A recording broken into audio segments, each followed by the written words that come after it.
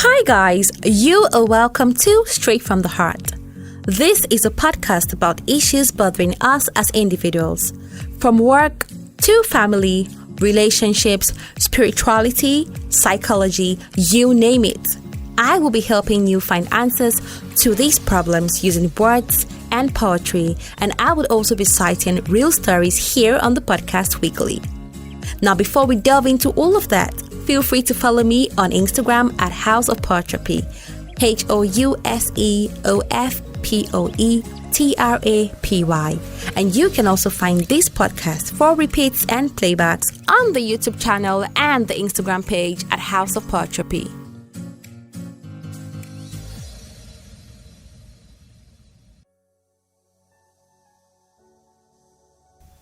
Welcome to another episode of Straight from the Heart.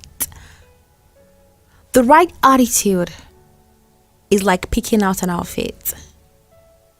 It is that very little thing that makes a huge difference.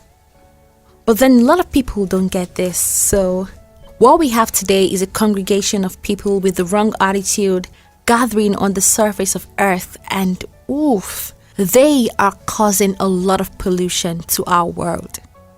Today's topic is attitude, the silent killer. I got talking to a young lady and I would like to share her story with you. After her story, you would understand how so many people have been killed physically, mentally, and emotionally due to the attitude of others to them. My experience, it has to do with someone I used to date. So this person we used to date, we broke up. As in the circumstances surrounding the whole breakup, I didn't feel the need to continue the friendship, or there was no existing friendship. If you even ask me, if I'm being sincere, I give my all to my family and friends. So I don't even have, my circle is so small. So we don't talk, even though sometimes once in a while he chats me up on WhatsApp and I reply. Like, I'm always so sharp and abrupt with my replies because I don't like being friends with my exes. You might think I'm going overboard, but I have my reasons. And you're not my enemy, but I don't want to be friends. That's just my rules. We can be cordial and all of that. So this actually happened today, funny enough. He calls my sister to get my new number, and then he calls me. Oh, how are you? I'm fine. How is everybody? Asking, fine. Oh, how is the new person you're seeing now?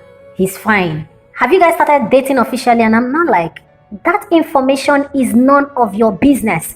And he goes, oh, okay. And I'm like, why do you need information? Like, what's that? And he's like, oh, am I not your friend? And I go, oh, we're not friends. We're not friends. And he was like, really? I'm shocked to hear that. I said, yes, we're not friends because, like, I take this word friendship seriously, but you guys just throw it around. We are cordial because we're not enemies, but I appreciate you checking up on me, but I do not consider you a friend. And he goes, oh, maybe he's the one carrying the friendship on his head. I'm not like, I didn't mean to make you feel bad, but I'm just telling you how I feel and what I feel, and I tell him, oh, I've dated people in the past that I even think I'm even more close to, that were my G's before we broke up. But even if we were friends, the fact that the relationship has ended, there's no need for the friendship anymore, if you ask me. And he goes, oh, but we're even going to get married. I was not, well, I didn't reply that. So at the end of the day, we cut the phone and all that. And then he sends me a message. Oh, I was about to send you something for St. Mary's. Because before the whole breakup thing, I was talking about going to do my master's in St. Mary's, how I don't really have funds and all that. And then he sends me messages of, oh, I was going to send you something for St. Mary's, but this your talk have actually got me thinking a bit to change my mind, And then I reply him, oh, that's okay. Thank you for, your concern. I only told you how I feel and what I think. Have a nice day. And then he replies me, oh, the exes you think were your G's, did they really show you assistance in your health issues, which was more important to you? This person is someone that is irrational. He doesn't think before he talks. And then I read that message, read it again, and I think about it. I write messages, I clean, because I want to make sure what I'm telling you is not hurtful, is not spiteful, is not out of a bad place, because I'm accusing you of being irrational. I don't want to be you. So at the end of the day, he sends me that message. I typed, I clean. I was not like, well, thank you for your assistance. It was really appreciated. And that was it. It is not okay to bring others down. We've heard her story. And I want you to understand that because you cannot rise, it is not okay to bring others down. It is a different kind of wickedness to withhold help from another because you feel that you can. Life is a journey. To each his own. And the fact that I am not traveling along the lines of yours doesn't mean I am your enemy. It only means, of course, that my course is different.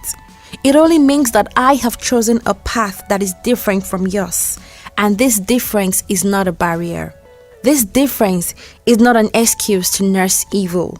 This difference is my unique feature. It is your distinguishing attributes.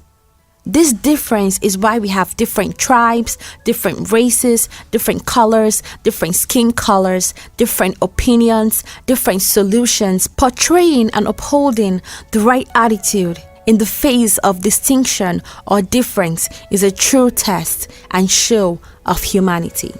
You heard her story. And if there's one thing I want to put to you today is the fact that you can only be a better version of yourself when you identify your problems, your present problems and shortcomings. A lot of us have got Android devices or Apple devices, and we understand what it means by an OS upgrade. When you upgrade your OS, it usually results in a service or solution to a problem peculiar to the previous. According to her story, she had a right to break up with him. According to her story, he held back the help he wanted to offer her. He also decided to bring up a health issue which she obviously confided in him. Was it right to do that? Of course not. Did that break her? Oh yes, it did. And this was a clear reflection of how much of his humanity was lacking. So the question now is, when you find yourself in such a situation, being dealt the wrong or a very bad attitude, what should you do? First thing you need to do is you need to know this. Hurt people hurt people. So it is more about them than it is of you. He was hurt. He is a hurt person. And that is why he thought it was right to hurt somebody else. So when somebody hurts you, you should feel sorry for them because they have their own unspoken, deep-rooted hurt that they are nursing. That should make you feel better, right? A lot of things for you to set boundaries. She set her boundaries. Boundaries that would not be tampered with regardless of what you get to lose. She lost something, but that did not make her tamper with her boundaries. Also, do not respond from an emotional place when you are treated badly. Keep being who you are and do not hold off or stop your journey to a better version of yourself simply because somebody is being bad to you. And finally, always tell them thank you. Thank you because they are a part of your journey. Appreciate the fact that their maltreatment towards you is one more reason for you to strive to be a better version of yourself. Yes, Paul Traffic tip for you today will be for you to go through your phone, go through your contact list, go through your circle of friends and family and find out that person or people who have treated you badly.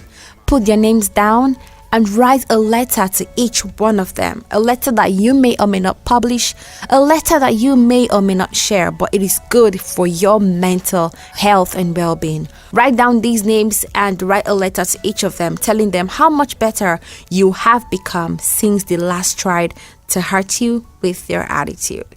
And remember these words: you may stand upright, accepting sticks and stones being thrown at you, but if you have to fold like an origami, do so to protect your soul.